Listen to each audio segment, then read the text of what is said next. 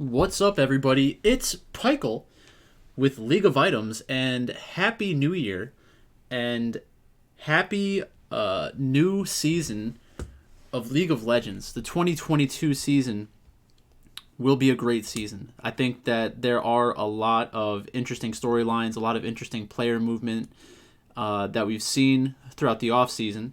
The LCS lock-in tournament is coming up relatively soon. I made a video a little while ago about the LCS with some like player rankings and talking about the different teams. But since then, somebody posted in Discord about the LCS lock-in tournament, so they posted the odds in there. So in this video, we're going to go over the betting odds of the teams that are in the LCS lock-in tournament, the implied odds that they have, which ones I think are good bets, which ones I think have odds that are better than their implied odds on the sportsbook. And then I'm going to talk about some of my favorite teams, the teams I'm excited for, the teams I'm not excited for. But for the people who are watching this who aren't as well versed in betting, this is something that I'm going to try to do more often to give you a better understanding of the accuracy of your own thoughts. And it's a good way to kind of work through your own thoughts. I want you to write down every single team in the LCS lock-in tournament, and then you tell me what you think the number of times they will win out of 100, the number of times they will win this tournament out of 100. That's going to give us a baseline percentage, and then you can start comparing that to the other numbers that we're going to go over in this video. The reason why that's so important is because it creates a prior for yourself, and it helps you understand how you feel about those teams. And if you're going to try to start betting, or basically if you're going to start betting on the LCS, it's good to have this kind of information to know if you're potentially biased for or against a different team. But before we do that, I am going to play our song, He a Legend. For those of you who have been watching my videos for a long time, you love this song. I love this song. We're getting into a new season. I think it's only appropriate that we play the song. So I'm going to cut back to the title screen, play the song, and then we're going to get into the teams in the LCS lock-in tournament.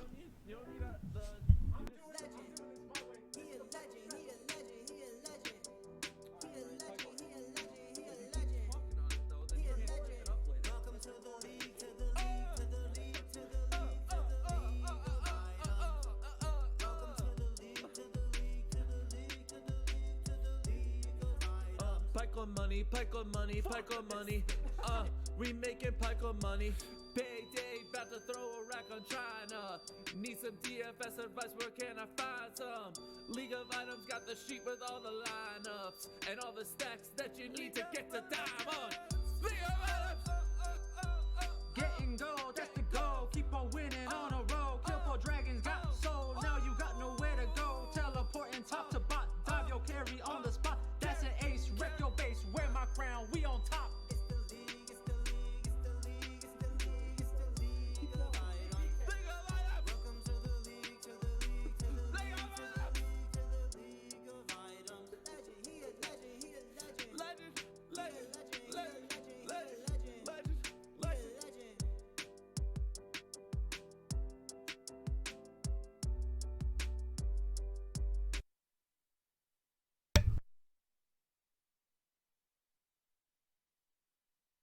Feels good. Now I'm in the mood to talk League of Legends. I was talking without my microphone on because I'm a professional. So like I said, in this video, we're going to go through some of the different numbers for the teams in the LCS and the lock-in tournament. We're going to go from 10 to 1 based on the book, and we're going to talk about each team, and then I'll give some information about what I think about the teams. Some of this information is going to be redundant probably, but that's just what we got to do. So first up, we have CLG.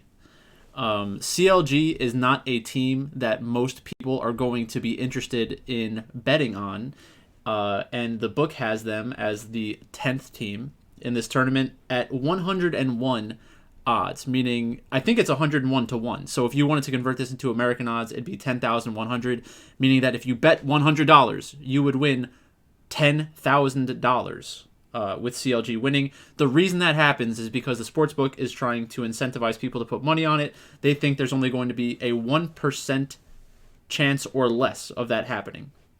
And that sounds about right. But let's go through the players. So first up, we've got Jenkins.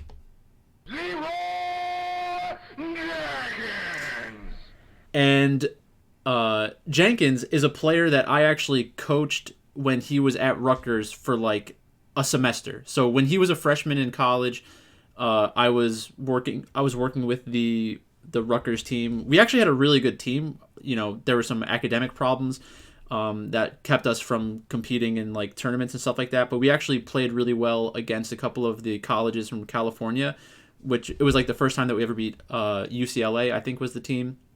And they had a lot of really good players. Like Bobkin, I think, was on their team. And they had an ex-LCS player/coach as their head coach.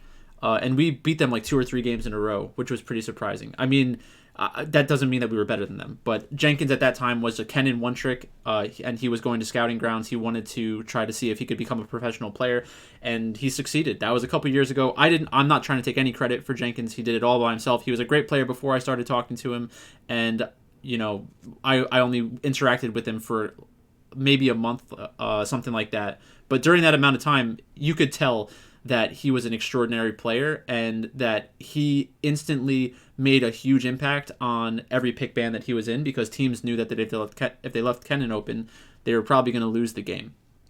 And, you know, it's kind of still the same thing. It's unfortunate that he didn't have a bigger role last split, because when Kennen is that strong, you see players like Nuguri be very impactful. I think that Jenkins he's not necessarily, you know, a Nuguri type player, but having a Kennen in the game on a playmaker like Jenkins is a big deal, and it would have helped. It would have helped his team. Contract is a player who's been around for a long time, is somewhat interesting, but is not a top level jungler at this point. How old is he? Let me check his age real quick. So Contract is 22, so he's still a young guy. Not as young in terms of like professional League of Legends players, but he's still young enough where he can like make a legitimate career for himself in the LCS. But the problem is when you start looking at the other junglers that are in the LCS right now, he is in the middle of the pack, if not on the older side of players. So it's not looking good for CLG from a jungle perspective and being able to create an advantage, because there are multiple junglers who are just better than him. In the mid lane, you have Palafox. Palafox has bounced around a little while. Hasn't really been a gigantic difference maker. He's an okay player. He's not really going to be a gigantic liability. But if you're not...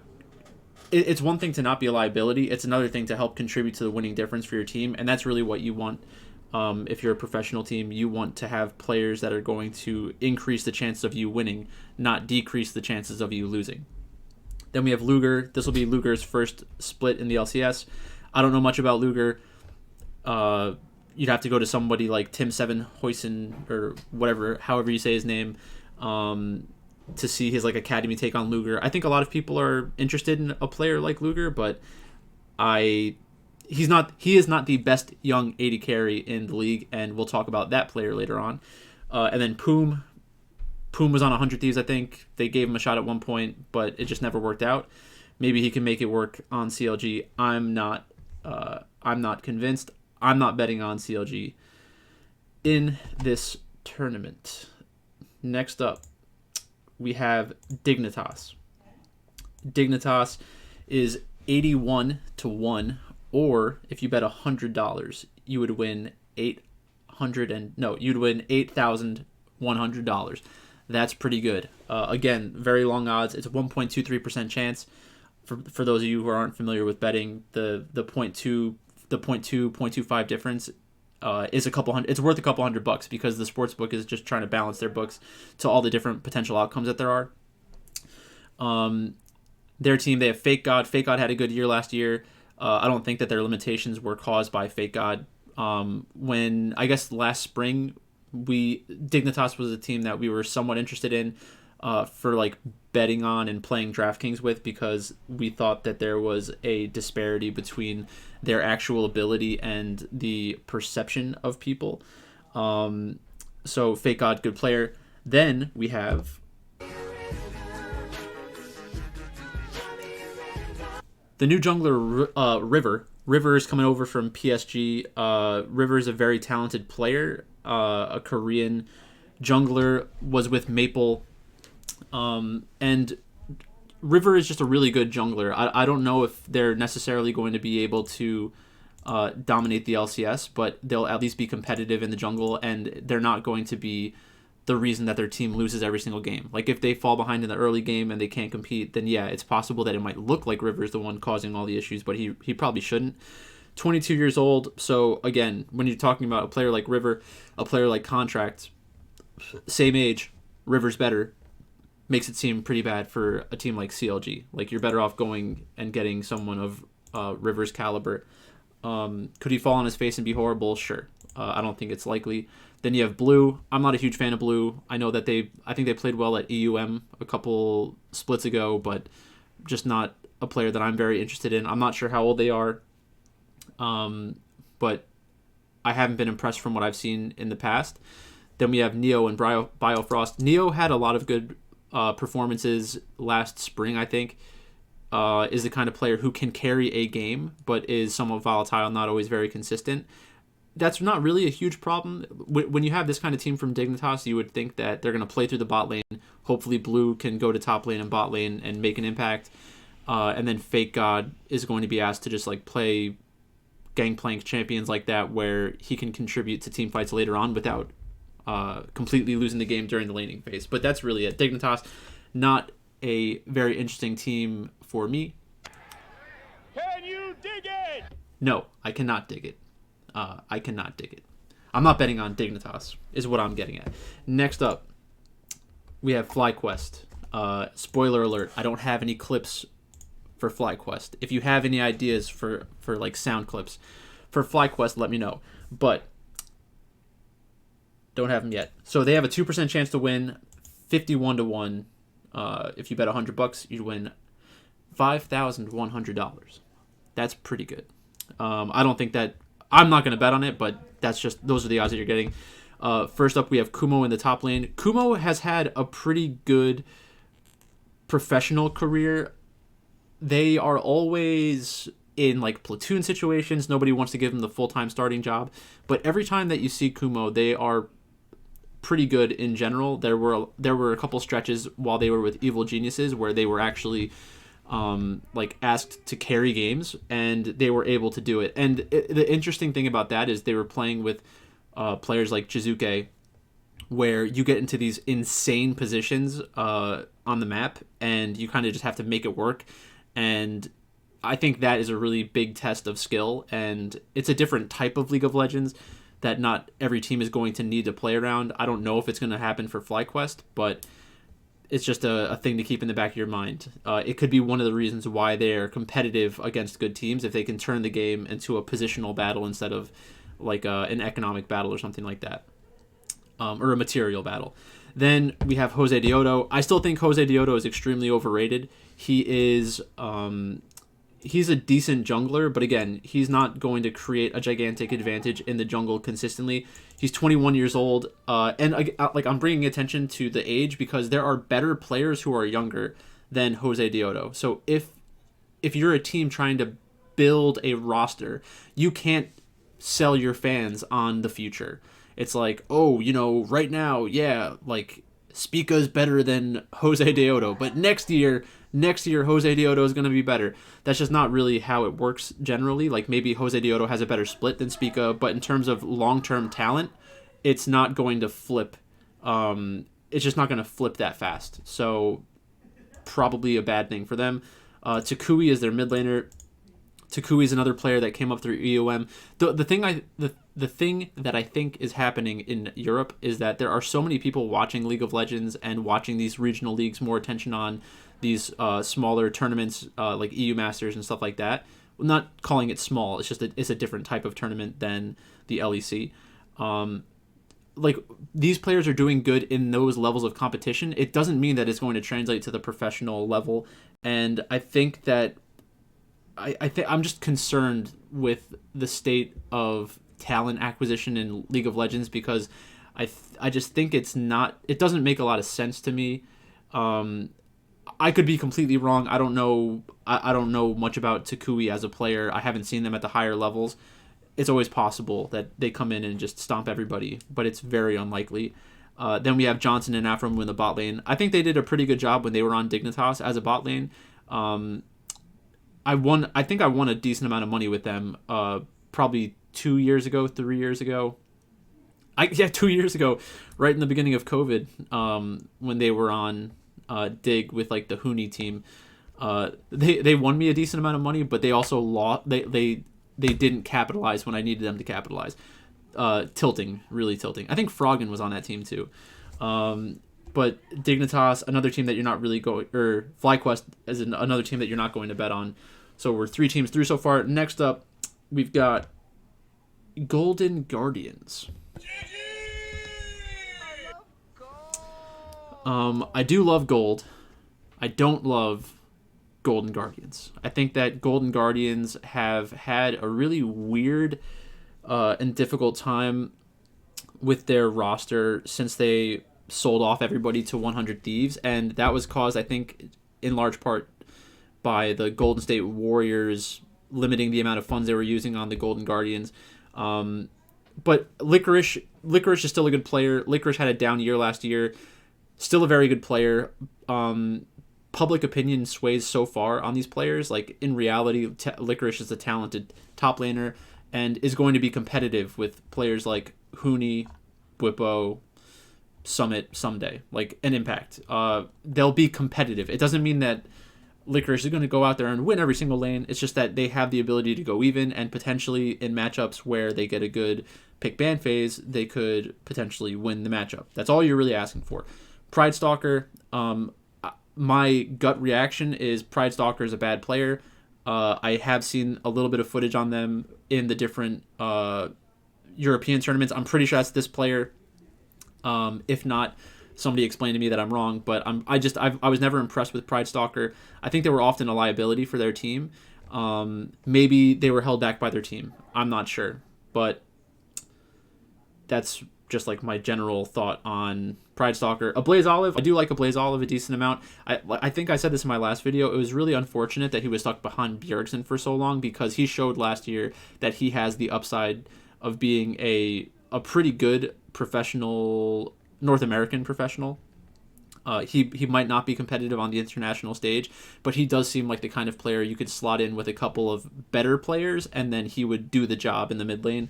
Not necessarily out skill everybody, but he does have an interesting champion pool, and he could use that to his advantage. So he is a player that I do like. It's just he's not a huge difference maker generally. Then last but not least, we have Lost and Ale. So Lost had a really rough year last year, and Ale was not a professional player last year. It's a really strange combination, throwing them together with a Blaze Olive and Licorice. I think that I think that you could build a team around Licorice and a Blaze Olive. Well, not build around them, but have them as 2 pieces of a team that is relatively good. Like, if you swapped out Licorice and a Blaze Olive with a few of the other teams that are above them, I think that you'd be just about as good. But that's not what you do in League of Legends, so it's not looking good for Golden Guardians. And these teams, including Immortals, these 5 teams, are teams that I don't think have any chance of winning the lock-in tournament. It would be a huge shock to me. Golden Guardians has a 4% chance. You bet $100, you could win $2,500, and then Immortals, you bet $100, you could win $1,700. That's a 6%, roughly 6% implied win rate. Revenge, I don't know what they're doing building around this guy. He's not that good. People don't... I think that it's funny because the narrative around them is like, oh, build around Revenge. Revenge is 22. Summit is 23. Whippo is 22. Like, it just doesn't make any sense. Huni, 23. Like, where do you think this window is that building a team around somebody like Revenge is going to be possible? Do you think that you're in win now mode with Revenge? Is that why you went and you have Xerxes, Power of Evil, Wild Turtle, and Destiny? Like, you have the rest of the roster, a decent amount of professional experience, decent players all around, except for Wild Turtle. He's horrible, but I just don't understand why teams make this kind of roster.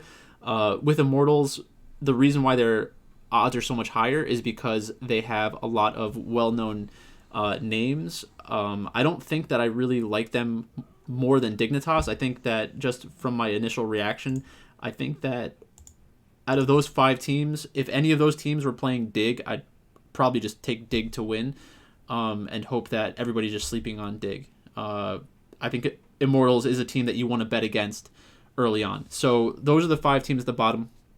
I went a little bit longer on that than I anticipated. But now we have the top 5 teams, starting with TSM. So TSM is 1,300, so bet 100, win 1,300, 7.69% implied win rate. I think that TSM can surprise a lot of people at this tournament. The problem is that TSM is extremely popular. And for good reason. I mean, they're a very likable team. They had a really good summer. They crashed out and didn't make the World Championships, but Huni is still a really good player. I know people like to meme him and say that he's bad and that he feeds and stuff like that, but in reality, Huni is probably a world-class top laner, and you can't say that about a lot of players in the LCS. There were a couple points last year where Huni did look like mechanically there were 1 or 2 huge mistakes, which is concerning. It was always a question of decision making with Huni, but when they were making the right decisions, you knew that they would execute correctly. Last year, I saw a couple times where I thought that he made the right decision, but he just didn't execute it correctly, which is a little bit more concerning. But you still have Spica. Spica is a very talented player, the second youngest, I think, in the league, and one of the 3 most talented in the league. So that's the kind of player you want to build a team around. Kaiduo is coming over from China. Shen Yi coming over from China. I don't know if it's going to be easy for them to slot in and compete at this level, but I'm willing to give them the benefit of the doubt because it is so much more competitive over there. And then we have Tactical. I think that Tactical, it's funny, Tactical was definitionally overrated.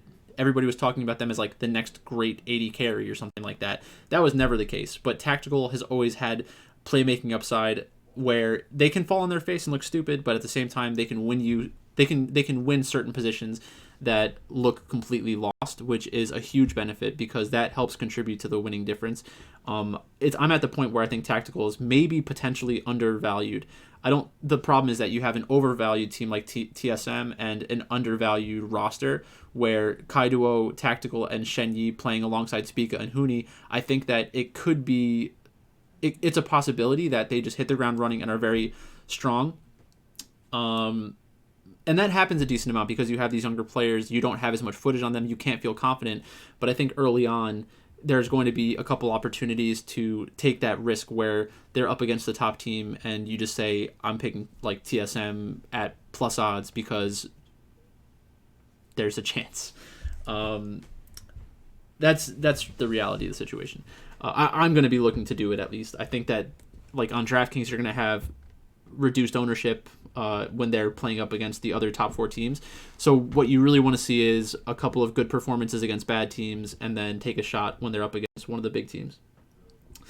In 4th place, or in the fourth ranked team is Evil Geniuses, and I love Evil Geniuses. I think that they are extremely underrated according to the sportsbook.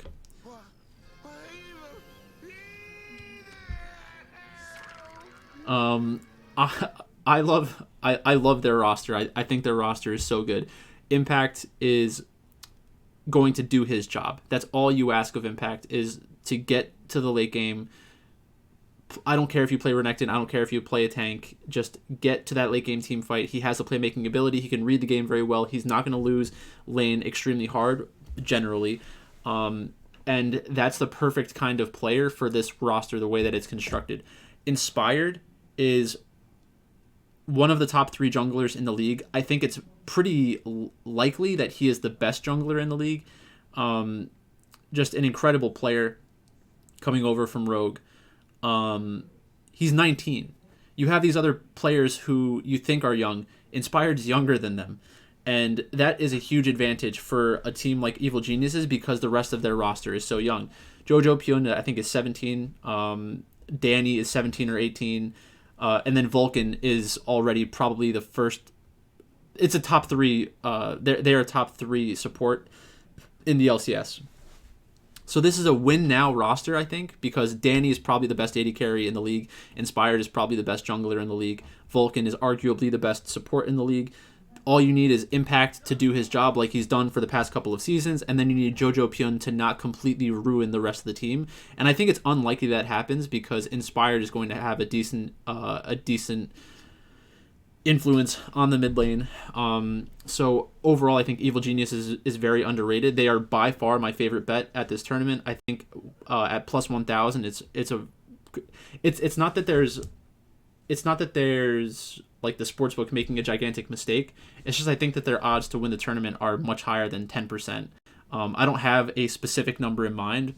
My gut instinct says it's higher than 10%, and I'm willing to bet on that. So I'm going to try to find a sportsbook to get a number relatively close to that, unless it's already changed. I wouldn't be surprised if it's changed. These numbers are, I think, a week and a half old, maybe 2 weeks old.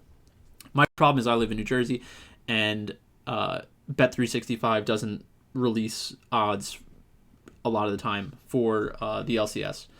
But Evil Geniuses, they're probably the team that I'm the most excited about in the LCS, and they are the team that I will be rooting for. I think that I'm just a full-fledged EG fan at this point, so hopefully that's not the kiss of death. And then, just for good measure. Then we have 100 Thieves. So 100 Thieves, they won the championship, the LCS championship last year, which got them into the Worlds tournament. At Worlds, I was betting against 100 Thieves pretty aggressively because that's just the smart thing to do, in my opinion. You have an overhyped team coming from the LCS. I was basically hoping that, Team Liquid and Cloud9 would just outperform them. I think I had a bet on Cloud9 to be the top performer from the LCS. It was basically everybody but 100 Thieves is what I was betting on. But I do think that they're a good team overall. And they were kind of a dark horse / darling of the DFS community. I know that everybody at the esports department loved them. RIP the esports department. Someday, very similar to Impact in the sense that they are the consummate professional. Then we have Closer.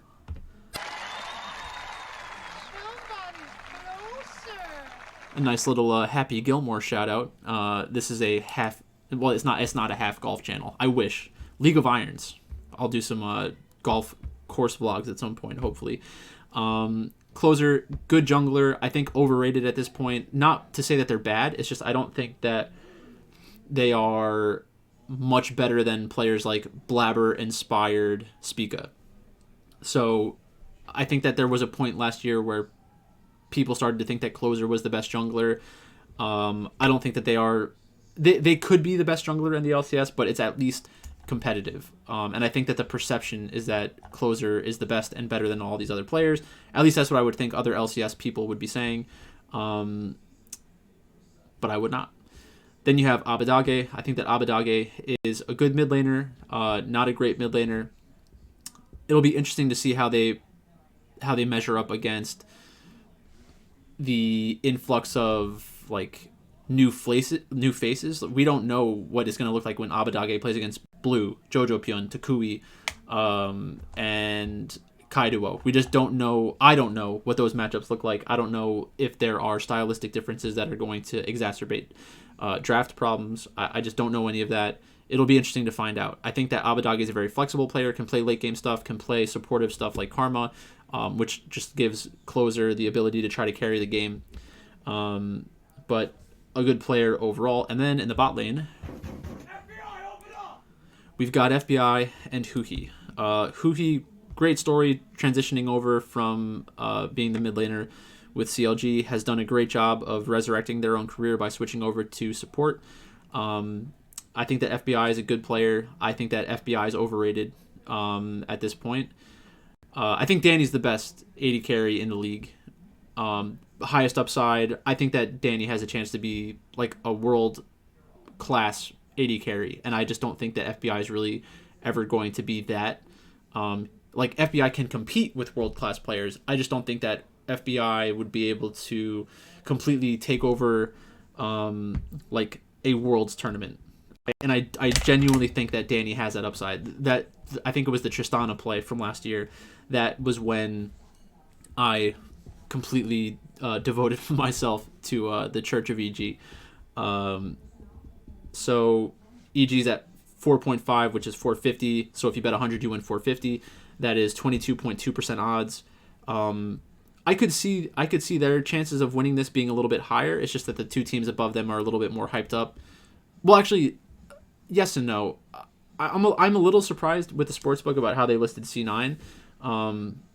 So we'll just go to C9 now. So C9 has Summit, Blabber, Fudge, Berserker, and Winsome, and Isles. So we're not sure who's starting, if it's going to be Winsome or Isles. But I love the idea behind their roster. I like that they got LS. Summit is a very good top laner. Summit was always thought of as a very talented top laner, just was on consistently on bad teams. Now you can say, well, if Summit's so good, why didn't he make his team play better? You're only one player out of 5. And I know that they are professional players, so you hope that they can kind of make it work, but you're asking way too much of somebody to go 1v9 in a professional game. It's just not going to happen very often. I think that some people will be surprised. I think some people will be surprised. I think the only reason why this could fail is because of LS trying to bring in some very difficult to execute plans for the team, but I'm glad that they're going to give it a shot. I think that it's very interesting and good for League of Legends overall. I just hope that it succeeds, because if it doesn't succeed, then LCS is going to revert back 10 years. It's going to be kind of sad. Then we have Blabber in the jungle. I think Blabber's a very good jungler. Kind of had a down year last year overall, but Blabber, Closer, Inspired, and Spica are the best junglers in the league. I think those are the four that... And River is a question mark. I think River could battle it out with those guys. I don't have I don't have a lot of confidence in Contracts, Jose Deodo, Pride Stalker, Xerxes, or Santorin. I think that for the most part they are professional level players. Just they're not necessarily contributing to the winning difference. Like, if everybody is stronger than you, it doesn't matter if you're good relative to the rest of the league community. You're not good enough compared to the best. And that's what you got to do. You got to measure yourself against the best when you're a professional player. In the mid lane, we have Fudge. It'll be interesting seeing Fudge transition to the mid lane. I think that we've seen mid laners go top laners go mid. Role swapping really isn't as big of a problem as it kind of used to be. Players are just better now, and on the solo queue ladder, players are playing multiple roles, and there are a lot of champions that can go between roles. So once you're proficient at a champion, you should be able to take it into a different lane without completely feeding your face off. I think that Fudge will be fine in the mid lane. Maybe they won't be an elite mid laner right away, but I think that they have the upside of being that. And then in the bot lane, Berserker, Winsome, Isles. I have no idea what is going to happen with the bot lane, and that's another gigantic question mark. I think that it'll probably be fine. I'm willing to give them the benefit of the doubt long term, but in the lock-in tournament, I'm probably going to stay away from them. I just don't think that you're getting good enough odds, and I think the book is afraid of them because LS has a gigantic following. So this could just be an overinflated line because they're afraid of money coming in on C9. And then last but not least, we have Team Liquid. So Team Liquid has a very interesting roster. I like a lot of these players a lot. They are listed at 2.4, which is plus 240, so bet 100, win 240. They're projected to win this tournament 41.67% of the time. I think that's definitely too high, but it's not outrageously high. Bwipo is a very good player. I love Bwipo. transitioning into the jungle and performing at that level last year is super impressive. It shows a deep understanding of the game and a lot of traits that can transition from role to role, just a deep understanding of the game. Anybody who's listened to him talk about the game would kind of have to agree with that. Santorin, I think that Santorin is a pretty good player. He's past his prime, but he's still more than good enough to compete on the LCS level and has a great connection with Bjergsen. They used to play on TSM together. Bjergsen, after taking a year off to be a coach, is now back in the mid lane. I think that Bjergsen is obviously a very good player, and the mid lane is interesting in the LCS because outside of Abadage, you have a lot of question marks. We don't know if Fudge is going to be a great mid laner. He'll probably be pretty good, but we don't know if he's going to be great. Palafox is decent. Blue, Jojo Pyun could be very good, but I think some people say that he has landing issues. Takui, a Blaze Olive, Power of Evil, Kaido, like a lot of question marks. Power of Evil is a known quantity. A Blaze Olive is a known quantity, but Bjergsen could just come back and be one of the three or four best mid laners in the league. There's always the chance that Jensen, can join one of these teams with a question mark for a mid laner. Like maybe Jojo Pyun isn't ready to be a professional League of Legends player, and Jensen has to come salvage Evil Geniuses, or Kaido falls on his face and you need to bring in Jensen. It's possible. But again, Bjergsen's going to be a top half of the league mid laner either way. And then in the bot lane, we have Hansama and Core JJ. And Hansama and Core JJ as a duo is going to be one of the best bot lanes in the LCS. I think that Hansama and Core JJ, Danny Vulcan, FBI Huhi, those are the three best. And they should have a considerable advantage against every other bot lane in the league, unless there are draft issues, and that's like a game-by-game basis. We can't know that's going to happen in the future. This is just a look at the talent level of each of these teams. And that's basically it. So I think, obviously, it's going to be tough to put money down on Team Liquid or 100 Thieves. At this point, you're just not getting enough value for your money, in my opinion.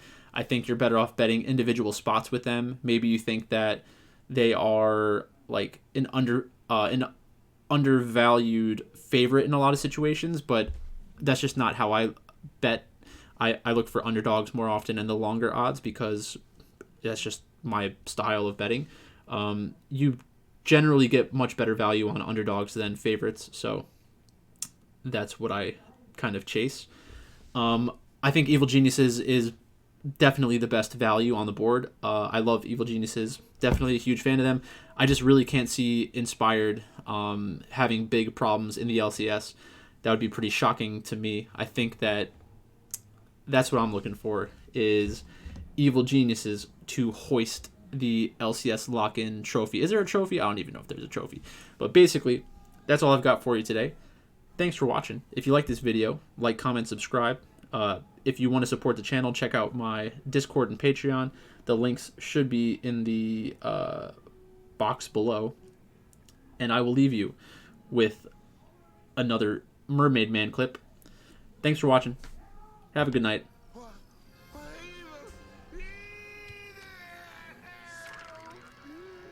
And welcome to 2022.